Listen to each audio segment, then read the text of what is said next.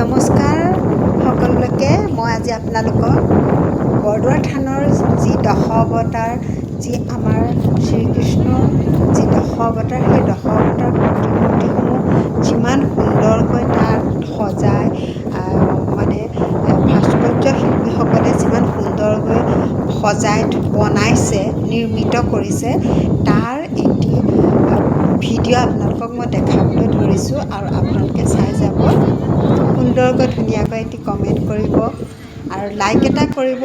এনে এখন ধৰ্মস্থানৰ ভিডিঅ' এটা দিছোঁ, আপোনালোকে যদি ভাল লাগিছে তেন্তে লাইক এটা কৰিব, কমেণ্ট এটা কৰিব। এয়া মৎস্য অৱতাৰ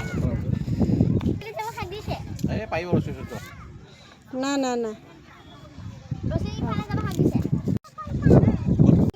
নৰসিংহ অৱতাৰ এইজনা নৰসিংহ অৱতাৰ হা বিপদ আমোদাৰ বামনৰ অৱতাৰ এজন হৈছে বামনৰ অৱতাৰ।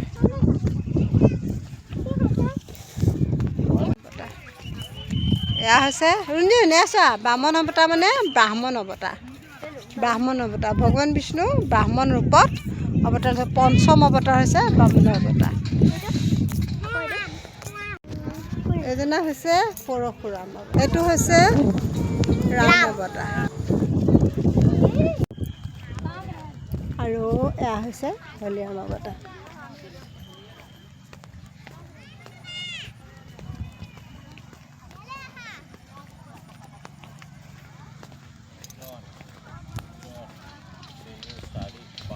এজনা বুদ্ধ অৱতাৰ। 10 নম্বৰ এয়া কল্কি অৱতাৰ। এয়া কল্কি অৱতাৰ।